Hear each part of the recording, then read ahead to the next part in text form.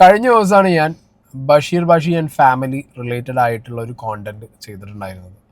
ആ വീഡിയോ ചെയ്തപ്പോൾ തന്നെ ഞാൻ അതിൽ പറഞ്ഞിട്ടുണ്ടായിരുന്നു, എവിടുന്നാന്നറിയില്ല വളരെ ഇറലവൻ്റ് ആയിട്ടുള്ള ഒരു ടോപ്പിക്കും അതിനെ ചുറ്റിപ്പറ്റിയിട്ടുള്ള കുറേ പഴയ കാര്യങ്ങളും പിന്നെ കമൻറ്റ് ബോക്സിൽ വരുന്ന കുറേ കാര്യങ്ങൾ ലൈക്ക് ഒരു വ്ളോഗ് കാണുന്ന സമയത്ത് കമൻറ്റ് ബോക്സിന് ആസ് യൂഷ്വൽ ആ വ്യക്തിയിൽ എന്തൊക്കെയോ പ്രശ്നങ്ങളുണ്ടോയെന്നോ അല്ലെങ്കിൽ വിഷമങ്ങളുണ്ടോ എന്നുള്ളതോ മനസ്സിലാക്കിയിട്ടുള്ള യൂഷ്വൽ കമൻറ്റ് ബോക്സ് സെക്ഷൻ. ഇതൊക്കെയാണ് ബഷീറുടെ വൈഫ് സുഹാന ബഷീർ ചെയ്ത വീഡിയോനകത്തുനിന്ന് ആളുകൾ അതാണ് അവരുടെ ഒരു പേഴ്സ്പെക്റ്റീവ് വന്നത്. ഞാൻ എൻ്റെ വീഡിയോയിൽ കൃത്യമായി പറഞ്ഞിട്ടുണ്ട് എന്തിനാണ് ആ ഒരു കോണ്ടന്റ് എന്ന് എനിക്ക് മനസ്സിലായില്ല. ഒരുപാട് പേര് അതെടുത്ത് ചെയ്തിട്ടുണ്ടായിരുന്നു. ആൻഡ് ഞാൻ അവരുടെ ആ മിനി വ്ളോഗ് എടുത്ത് നോക്കിയ സമയത്ത് എനിക്ക് എവിടെയും ഈ പറഞ്ഞ സുഹാന ബഷീർ എന്ന് പറഞ്ഞിട്ടുള്ള ലേഡി എവിടെയും അൺഹാപ്പി ആയിട്ട് എനിക്ക് തോന്നിയില്ല. അവരവരുടെ നോർമലായിട്ടുള്ള വ്ളോഗുകൾ ചെയ്യുന്നു. എവിടെയോ കുറേ ദിവസം വ്ളോഗ് ചെയ്യാത്തതുകൊണ്ട് ഒരു ഫ്ലോ നഷ്ടമുണ്ടായിരുന്നു, ലൈക്ക് നഷ്ടപ്പെട്ട ഒരു അവസ്ഥ ഉണ്ടായിരുന്നു. അവർക്ക് പറയുന്ന കാര്യങ്ങളൊന്നും അത്ര ഫ്ലോയിലല്ലാത്തത് കൊണ്ട് വ്യൂവർഷിപ്പും കമൻറ്റ് ബോക്സും ഉറപ്പിച്ചു ഇവർക്ക് എന്തോ ഭയങ്കരമായ സങ്കടം ഉണ്ടെന്നുള്ളത്. ഓക്കെ, അങ്ങനെയാണ് ആ ഒരു കോണ്ടൻറ്റ് വന്നതും. പിന്നെ അതിൻ്റെ മുകളിൽ ഒന്നിൻ്റെ മുകളിൽ ഒന്നായിട്ട് ഇങ്ങനെ നൂല് പോലെ കുറേ കോണ്ടൻറ്റുകൾ വന്നു. എന്താണെങ്കിലും ബഷീർ ആൻഡ് ഫാമിലി ഇപ്പോൾ ഇതിൽ റിയാക്ട് ചെയ്തിരിക്കുകയാണ്. അവർ കംപ്ലൈൻറ്റ് കൊടുത്തിരിക്കുകയാണ്. കുറേയധികം ചാനലുകൾക്കെതിരെ റിയാക്ഷൻ ചാനലുകൾക്കെതിരെ അവർ കംപ്ലൈൻറ്റ് കൊടുത്തിട്ടുണ്ട്. അപ്പോൾ ബഷീർ പറഞ്ഞ കുറച്ച് കാര്യങ്ങൾ നമുക്ക് നോക്കാം. ഗൈസ്, ബി ഫാമിലിക്ക് എന്ത് പറ്റി? ഒന്നും പറ്റിയിട്ടില്ല ഗൈസ്, നമ്മുടെ ഫാമിലിക്ക് ഒന്നും പറ്റിയിട്ടില്ല. അതാണല്ലോ ഇപ്പൊ എന്താ പറയാ, സോഷ്യൽ മീഡിയ മൊത്തം കത്തിക്കൊണ്ടിരിക്കണേ. എന്താണെന്നറിയില്ല, അതായത് സോഷ്യൽ മീഡിയ മാത്രമല്ല കേട്ടാ, ഈ ഓൺലൈൻ ചാനലുകള്, അതായത് ഞാൻ ഭയങ്കര ചെറുപ്പം മുതലേ പ്രൊഫഷണലായിട്ട് കാണുന്ന വനിത, അതേപോലെ തന്നെ ഏതാണ് മലയാള മനോരമ ന്യൂസ്, ഈ എന്തിലൊക്കെ ആർട്ടിക്കിൾസ് വന്നെന്നറിയോ, അത് ഫുള്ള് ഫേക്ക് ന്യൂസ്. അപ്പൊ അതിലൂടെ എന്ത് മനസ്സിലാക്കാം, ഈ വാർത്താ ചാനലുകളിൽ വരുന്ന എല്ലാ ആർട്ടിക്കലും ഫേക്ക് ആണെന്ന് മനസ്സിലാക്കാം. പക്ഷെ ഞങ്ങൾക്ക് എന്താ പ്രശ്നം എന്നറിയോ, ഒരുപാട് നമ്മളോട് ഇഷ്ടമുള്ള ഒരുപാട് ആൾക്കാർ നമുക്ക് മെസ്സേജ് ചെയ്തുകൊണ്ടിരിക്കുന്നുണ്ട്, ഫോൺ ചെയ്യുന്നുണ്ട്. എന്തെങ്കിലും പ്രശ്നമുണ്ടോ ഫാമിലി, എന്തെങ്കിലും വിഷയം? ഞങ്ങളാണ് ഇവിടെ ബിസിനസ് 2-3 ബിസിനസ്സൊക്കെ സ്റ്റാർട്ട് ചെയ്തിട്ട് ഞങ്ങൾക്ക് നിന്ന് തിരിയാൻ ടൈമില്ലാണ്ട് ഞങ്ങൾ പെർച്ചേസും കാര്യങ്ങളും അതിന്റെ പ്രൊഡക്ഷനും യൂണിറ്റിലെ സ്റ്റിച്ചിങ്ങും മെറ്റീരിയൽ പെർച്ചേസും അങ്ങനെയൊക്കെ ആയിട്ട് വാല് തീ പിടിച്ചിട്ടാണ് അങ്ങനെ. അതുകൊണ്ടിട്ടാണ് നിങ്ങൾക്ക് അറിയാലോ, കുറെ നാളായി വ്ളോഗ്സ് ചെയ്തിട്ട് ഒരുപാട് റിയാക്ഷൻ ചെയ്യുന്ന എന്താ പറയാ, അയൽക്കൂട്ടത്തിന്റെ ഉടമകളായിട്ടുള്ള കുറെ റിയാക്ഷൻ ടീമുകളുണ്ട്. അവന്മാർ ശരിക്കും നല്ലൊരു അയൽക്കൂട്ടമാണ് നടത്തിക്കൊണ്ടിരിക്കുന്നത്. അതായത് ജീവിക്കാൻ വേറെ വഴിയില്ലാണ്ട് അവന്മാർ ബാക്കിയുള്ളവരുടെ എന്തെങ്കിലും റിയാക്ഷൻസ് എന്തെങ്കിലുമൊക്കെ നോണ ആയിട്ടുള്ള കണ്ടന്റുകളൊക്കെ പറഞ്ഞിട്ട് അരി വാങ്ങിച്ച് ഞണ്ണിക്കൊണ്ടിരിക്കുന്ന കുറെ റിയാക്ഷൻ ചെയ്യണവന്മാരുണ്ട്. ഒരാളിപ്പോ വീഡിയോ ചെയ്തേ, അപ്പത്തേക്ക് അവര് നോക്കുമ്പോ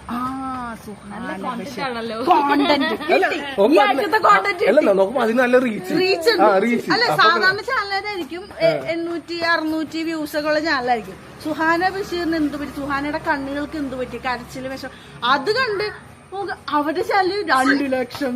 ആക്ച്വലി ഞാനൊരു റിയാക്ഷൻ വീഡിയോ ആണ് നടത്തിക്കൊണ്ടിരിക്കുന്നത്. അങ്ങനെ ഒരു ചാനലാണ് റൺ ചെയ്യുന്നത്. എനിക്ക് ഇവർ പറയുന്നത് കേൾക്കുമ്പോൾ സത്യത്തിൽ നല്ല രീതിയിൽ കൊള്ളുന്നുണ്ട്, ഞാൻ ഓണസ്റ്റ്ലി പറയുകയാണ്.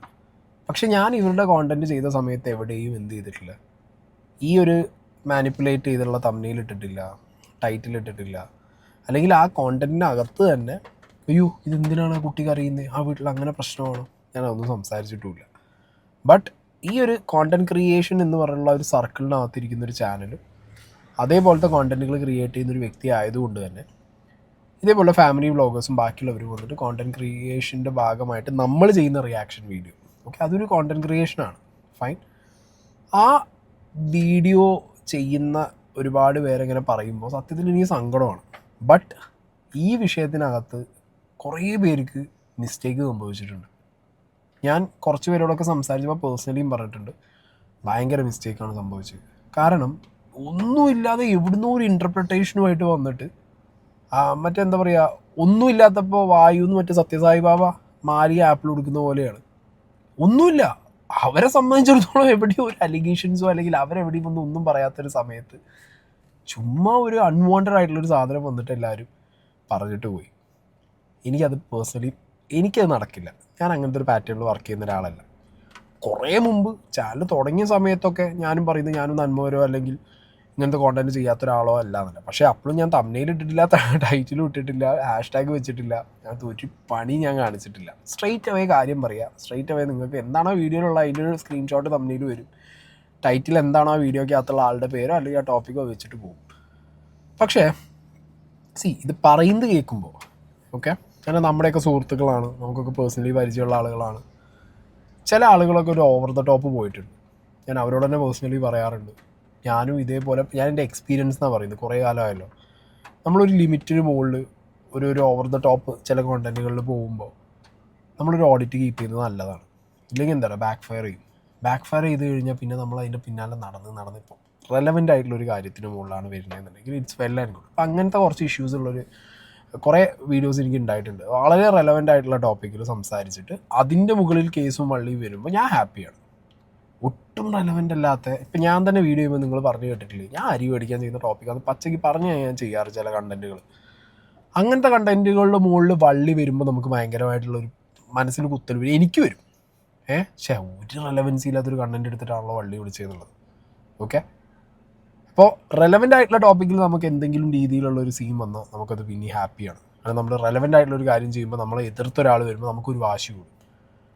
ഇത് ഫാമിലി വ്ളോഗേഴ്സിൻ്റെ വീഡിയോ എസ്പെഷ്യലി ചെയ്യുമ്പോൾ ഞാൻ കുറേ കാലമായിട്ട് കുറച്ച് ആൾക്കാരോട് ഞാൻ പറയാറുണ്ട്, നിങ്ങൾ വെക്കുന്ന തംബ്നെയിലോ ടൈറ്റിലോ അവരുടെ കണ്ടൻറ്റാണ് നമ്മൾ എടുക്കുന്നത്.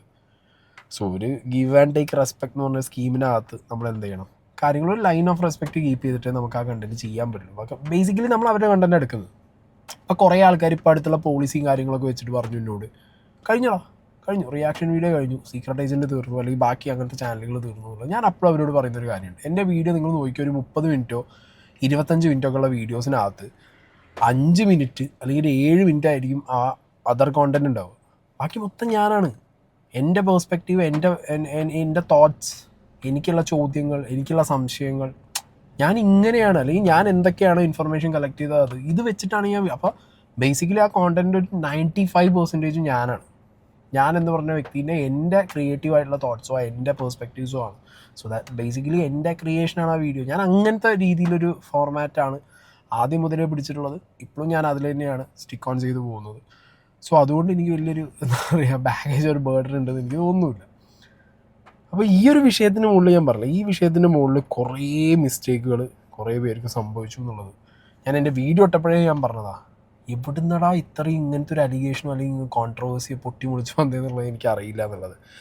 അല്ല, അവരിപ്പോൾ കുറേ കേസും കാര്യങ്ങളൊക്കെ ആയിട്ട് എന്താണെങ്കിലും പോയിട്ടുണ്ട്. കുറച്ചും കൂടി കാര്യങ്ങൾ കാണാം. പിന്നെ ഇങ്ങനെയുള്ള ന്യൂസുകൾ കേൾക്കാനും ഇങ്ങനെയുള്ള കാര്യങ്ങൾ കേൾക്കാനും ഇൻട്രസ്റ്റ് ആയിട്ടുള്ള കുറെ ഒരു പണിയും കൂലി ഇല്ലാണ്ട് വീട്ടിൽ ചൊറിയും കുത്തിയിരിക്കുന്ന കുറെ ആൾക്കാരുണ്ട്. അതിന് കമന്റ് അടിച്ച് തെറി പറയാനും അനാവശ്യം പറയാനും അത് അവർക്കൊരു സാറ്റിസ്ഫാക്ഷൻ ആയിരിക്കും. അങ്ങനെയുള്ള ആൾക്കാരുണ്ട്, അങ്ങനെയുള്ളവര് അവർക്ക് സപ്പോർട്ടും. ഇതില് ഈ ബഷീർ ആണെങ്കിലും അല്ലെങ്കിൽ ബാക്കി ആരാണെങ്കിലും നമ്മളൊക്കെ സംസാരിക്കുമ്പോൾ ഞാനും പലവട്ടം സംസാരിച്ചിട്ടുണ്ട്. ഈ ചൊറിയും കുത്തി വീട്ടിലിരിക്കുന്ന അല്ലെങ്കിൽ ഒരു പണിയില്ലാത്തവർ നോ ഞാൻ കുറേ കാലമായിട്ട് ഇത് ഭയങ്കരമായിട്ട് സെർച്ച് ചെയ്യുന്നുണ്ട്, ആളുകളോട് ചോദിക്കാറുണ്ട്, നിങ്ങൾ എപ്പോഴാണ് എൻ്റെ കോണ്ടൻറ്റ് കാണാറ്? ഞാൻ നിങ്ങൾക്ക് ട്രസ്റ്റ് മീ ഉറപ്പ് തരാം, വീട്ടിൽ വെറുതെ ഒരു പണിയില്ലാതെ ഇരിക്കുന്നവർക്ക് ഇങ്ങനത്തെ കോണ്ടൻറ്റുകൾ കാണാൻ ഒരു താല്പര്യമില്ല. ഇത് സ്ട്രെസ് ബേസ്റ്റേഴ്സാണ് ഇങ്ങനത്തെ കോണ്ടൻറ്റുകൾ, മനസ്സിലായോ? വ്യൂവർഷിപ്പ് ഇങ്ങനത്തെ എന്താ പറയുക, ഇപ്പോൾ അയൽക്കൂട്ടെന്ന് വിളിക്കാം, അല്ലെങ്കിൽ ബാക്കിയുള്ളവൻ്റെ വീട്ടിലേക്ക് എത്തി നോക്കലെന്ന് വിളിക്കാം, വേറൊരുത്തൻ്റെ ജീവിതത്തിലേക്ക് എത്തി നോക്കി അതിലൊരു അഭിപ്രായം പറയാമെന്ന് പറയാം, എന്ത് വേണേൽ പറയാം, കോടതിയിൽ നിന്ന് വിളിക്കാം, നിങ്ങൾക്ക് എന്ത് വേണമെങ്കിൽ നിങ്ങൾ വിളിച്ചോ. ബേസിക്കലി ഇങ്ങനത്തെ വീഡിയോസ് ചെയ്യുമ്പോൾ ആ വിളി കേൾക്കേണ്ട ഒരു അവസ്ഥ നമുക്കുണ്ട്. അതുകൊണ്ട് ഇങ്ങനത്തെ കോണ്ടൻറ്റുകൾ ചെയ്യുന്ന ഒരു വ്യക്തി എന്നുള്ള നിലയ്ക്കും ആളുകളായിട്ട് സംസാരിക്കുന്ന, അതായത് പേഴ്സണൽ ലൈഫിലാണെങ്കിലും കോണ്ടൻറ്റ് കാണുന്ന ആളുകളായിട്ട് പേഴ്സണലി ഇൻട്രാക്ട് ചെയ്യുന്ന ഒരാൾ എന്നുള്ള നിലയ്ക്ക് ഞാൻ പറയാം, ജോലി കഴിഞ്ഞ് വരുന്ന ആളുകൾ അല്ലെങ്കിൽ ജോലിക്കിടയിൽ സമയം കിട്ടുമ്പോൾ അങ്ങനെ സോഷ്യൽ മീഡിയ, ഇപ്പോൾ നമ്മുടെ നാട്ടിലൊക്കെ ഒരു ജോലി ചെയ്യാണ്, ഒരാളൊരു ഓഫീസ് ജോലി ചെയ്യുകയാണ്, ഇയർഫോൺസ് വെച്ച് അവരിയ്ക്കും, അവരുടെ ഒരു ജോലി കഴിഞ്ഞൊരു 10 മിനിറ്റ് 15 മിനിറ്റ് 20 മിനിറ്റ് ഗ്യാപ്പുണ്ടെങ്കിൽ അവരിങ്ങനെ സോഷ്യൽ മീഡിയയിൽ നോക്കും, പലരും റീൽസ് നോക്കും, പലരും ഇങ്ങനത്തെ വീഡിയോസ് വരുമ്പോൾ കാണും. അങ്ങനെയുള്ളവരുടെ എണ്ണമാണ് കൂടുതൽ. അല്ലാതെ വീട്ടിൽ ഒരു ജോലി ഇല്ലാതെ ഇരിക്കുന്നവർ എനിക്ക് തോന്നുന്നില്ല ഇങ്ങനത്തെ കോണ്ടൻറ്റുകൾ കണ്ടുകൊണ്ടിരിക്കുന്നുള്ളത്. അത് ചുമ്മാ ഒരു വർത്തമാനത്തിന് തന്നെ പറഞ്ഞു പോവുക. പിന്നെ എന്തുകൊണ്ടാണ് ചാനലുകൾ മാനിപ്പുലേറ്റീവ് ആയിട്ടുള്ള തംബ്നെയിലും ടൈറ്റിൽസ് വിടുന്നത്? ഇപ്പം എൻ്റെ വീഡിയോസ് നിങ്ങൾ നോക്ക്, എനിക്കിപ്പോൾ കമ്പയറിങ് ടു അതർ ചാനൽസ് ചിലപ്പോൾ വ്യൂ കാണില്ല, വ്യൂ വളരെ കുറവായിരിക്കും. ബട്ട് ഞാനതിൽ ഒരിക്കലും കംപ്ലയിൻറ്റ് ചെയ്തിട്ടില്ല, അല്ലെങ്കിൽ ഞാനതിൽ ബോധേഡല്ല. ബിക്കോസ് എനിക്കറിയാം ഞാൻ ചെയ്യുന്ന കാര്യം ബാക്കിയുള്ളവരെ പോലെ തമ്മിലിട്ടിട്ടോ ടൈറ്റിലിട്ടിട്ടോ ഒരു ബോംബ് പൊട്ടിക്കോ ഒരു എക്സ്ക്ലൂസീവ് അങ്ങനത്തെ സാധനങ്ങളില്ല. വളരെ ചുരുക്കം എന്തെങ്കിലും വളരെ ഇമ്പോർട്ടൻ്റ് ആയിട്ടുള്ള കാര്യം വരുമ്പോഴാണ് ഞാൻ നിങ്ങളോട് വന്ന് പറയൽ നിങ്ങൾ ആർക്കെങ്കിലും ഒക്കെ ഒന്ന് ഷെയർ ചെയ്തു. ഇതുവരെ ലൈക്ക് അടിക്കാനും സബ് ചെയ്യാനും ഞാൻ പറഞ്ഞിട്ടുമില്ല. ഓക്കെ, ഷെയർ ചെയ്യാൻ ചില റെയർ കേസുകളിൽ ഞാൻ പറഞ്ഞിട്ടുണ്ട്. അത് എനിക്ക് എന്താണെന്ന് വെച്ച് കഴിഞ്ഞാൽ നമുക്ക് വേണമെങ്കിൽ അങ്ങനെ ചെയ്യാം. ഒരു കോണ്ടൻറ്റ് എടുത്ത് കൊടുത്തിട്ട് എക്സ്ക്ലൂസീവ് ബോംബ് പ്ലാസ്റ്റിക് എന്നൊക്കെ പറഞ്ഞിട്ട് ഇടാം. പക്ഷെ എന്തോ ഞാൻ ആസ് എ പേഴ്സൺ എനിക്കതിനോട് ഒരു പ്രത്യേകിച്ചൊരു വില്ലിങ്നെസ് തോന്നുന്നില്ല, താല്പര്യം തോന്നുന്നില്ല. ബേസിക്കലി വേറെ ഒരാളുടെ കോണ്ടൻ്റ് ആണല്ലോ എടുത്തു കൊണ്ടുവരുന്നത്. അപ്പോൾ അതിൻ്റെ മുകളിൽ നമ്മളൊരു എക്സ്ക്ലൂസിവിറ്റി എന്ന് പറയാനൊന്നുമില്ല. അല്ലെങ്കിൽ പിന്നെ നമ്മളായിട്ടൊരു ടോപ്പിക്കിൻ്റെ മുകളിൽ റിസർച്ച് നടത്തി എക്സ്ക്ലൂസീവായിട്ട് അങ്ങനത്തെ സമയങ്ങളിൽ ഞാൻ എക്സ്ക്ലൂസീവ് വെച്ചിട്ടുമുണ്ട്. ഓക്കെ, പിന്നെ ഇങ്ങനത്തെ തംബ്നെയിലും ടൈറ്റിലും ഇടാൻ ആളുകളെ പുഷ് ചെയ്യുന്നൊരു ഫാക്ടർ എന്താണെന്ന് അറിയോ? അത് ഇവിടുത്തെ വ്യൂവർഷിപ്പാണ്. മനസ്സിലായില്ല? ഇവിടുത്തെ വ്യൂവർഷിപ്പിന് ഇങ്ങനത്തെ കാര്യങ്ങൾ, ഇപ്പോൾ ഒരു തംബ്നെയിൽ, ഓക്കെ, ഇവരുടെ കേസിൽ തന്നെ ഈ ബഷീർ ബഷി ആൻഡ് ഫാമിലിയിലെ കേസിൽ തന്നെ ബഷീർ ബഷി വൈഫ്സിൻ്റെ ഫോട്ടോ ഇടുന്നു, എല്ലാവരും ഇടയിലും ഇൻഡു ഇടുന്നു, ഇവർ പിരിഞ്ഞു. ഒന്നുമില്ല മക്കളെ, ആ വീഡിയോയ്ക്ക് മില്യൺ അടിക്കും ചിലപ്പോൾ. മനസ്സിലായോ? ആ കണ്ടൻറ്റിൻ്റെ അകത്ത് പറയുന്ന കാര്യങ്ങൾ ചിലപ്പോൾ വേറെ എന്തെങ്കിലുമൊക്കെ ആയിരിക്കും. ക്ലിക്ക് ബൈറ്റ്, അതാണ് സ്കീം. മനസ്സിലായില്ലേ? പിന്നെ അത് മാത്രമല്ല, ഇപ്പം ഇങ്ങനെ നമ്മൾ കോണ്ടൻറ്റുകൾ ചെയ്യുകയാണ്, ഫൈൻ. അതായത് ഇങ്ങനത്തെ ഒരു പാറ്റേൺ പിടിച്ചു, തംബ്നെയിൽസ് സെറ്റാക്കി ടൈറ്റിൽ ഇട്ട് കഴിഞ്ഞാൽ അടുത്തൊരു ബേർഡൻ ഒരു ചാനലിന് സംഭവിക്കാൻ പോകണം. എന്താ പറയുക, ആ ചാനലിൽ പിന്നെ അങ്ങനെ തംബ്നെയിലും ടൈറ്റിലും ഇട്ടില്ലെങ്കിൽ വീഡിയോ കയറില്ല. അപ്പോൾ അവരെന്താവും, പുഷ് ചെയ്യും, അവരെ തന്നെ പുഷ് ചെയ്യും. മനസ്സിലായി? അവർക്ക് ചിലപ്പോൾ അങ്ങനെ ഇടാൻ പറ്റില്ലാത്തൊരവസ്ഥയാണെങ്കിൽ പോലും അവരെ പുഷ് ചെയ്തിട്ട് അവർ ഇടേണ്ട അവസ്ഥയ്ക്ക് വരും. കാരണം വീഡിയോ കയറിപ്പോകണം എന്നുള്ളൊരു അവസ്ഥ വരും. അപ്പോൾ വീണ്ടും അവരത് ചെയ്യും. ഇതേപോലെ തന്നെയാണ് ഇവിടുത്തെ ഫാമിലി വ്ളോഗേഴ്സ്. ഞാനിത് 1-2 വീഡിയോ തുറന്നു പറഞ്ഞിട്ടുള്ളൊരു കാര്യമാണ്.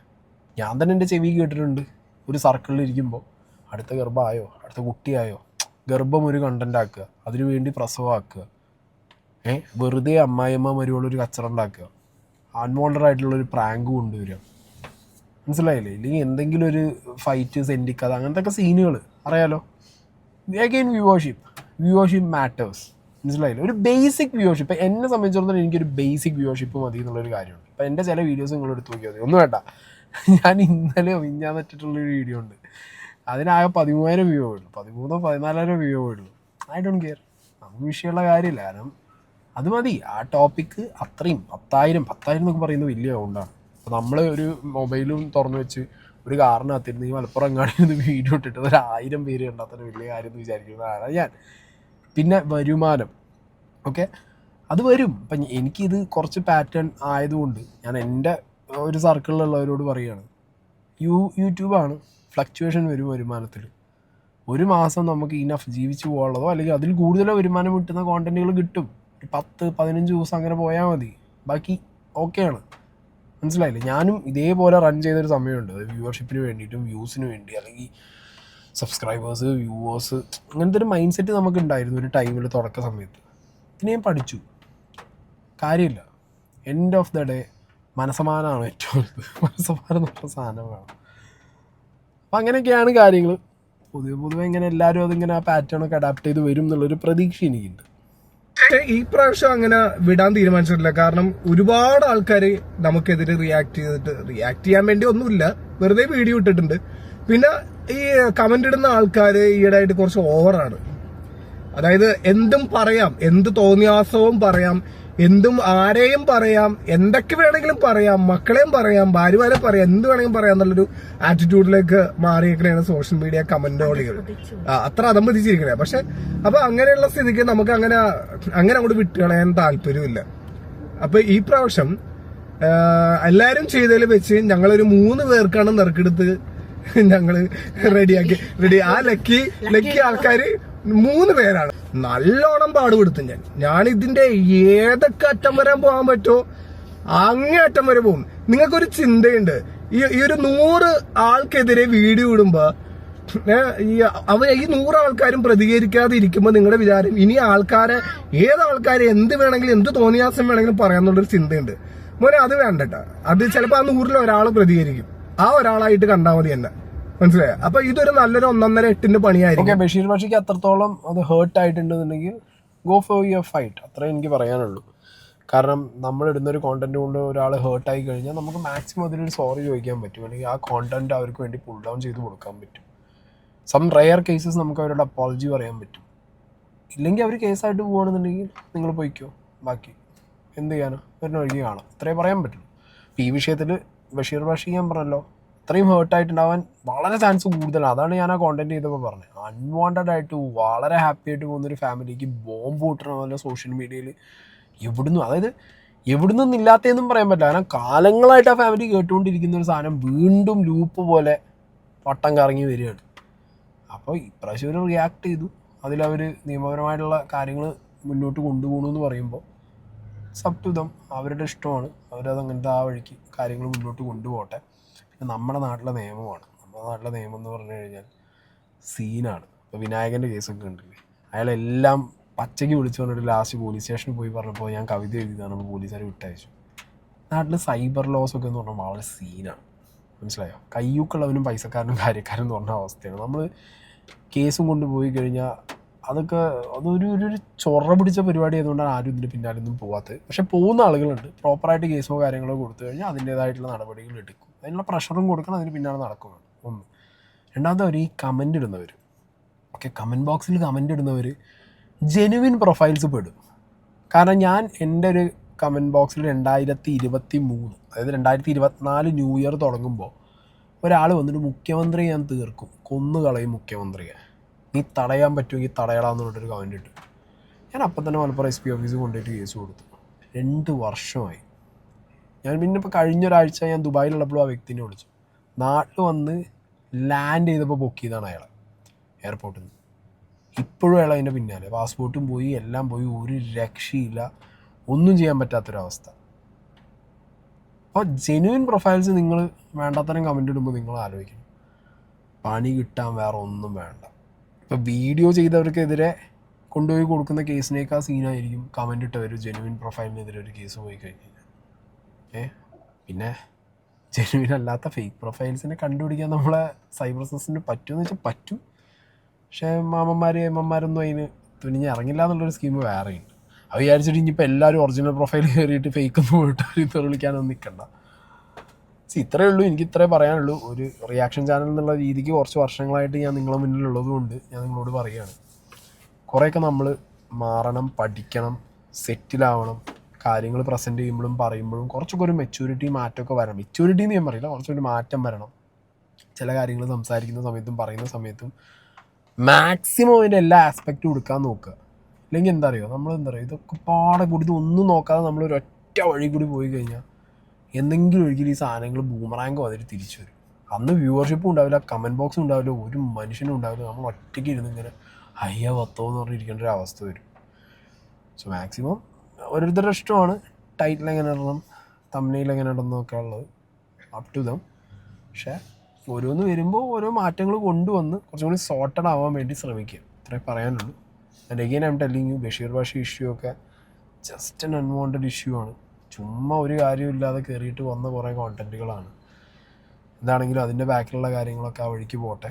ഒരു റിയാക്ഷൻ ചാനൽ എന്നുള്ള നിലയ്ക്ക് പിന്നെന്താ അറിയോ, ബഷിയാണെന്നുണ്ടെങ്കിലും പറഞ്ഞ സമയത്ത് കുറേ കാര്യങ്ങൾ ഇങ്ങനെ റിയാക്ഷൻ ചാനലുകളെ കുറിച്ച് പറയുന്നത് ഞാൻ പറഞ്ഞല്ലോ, ഞാൻ അതിലില്ല എന്നുള്ളൊരു ഉറപ്പ് എനിക്കുണ്ട്.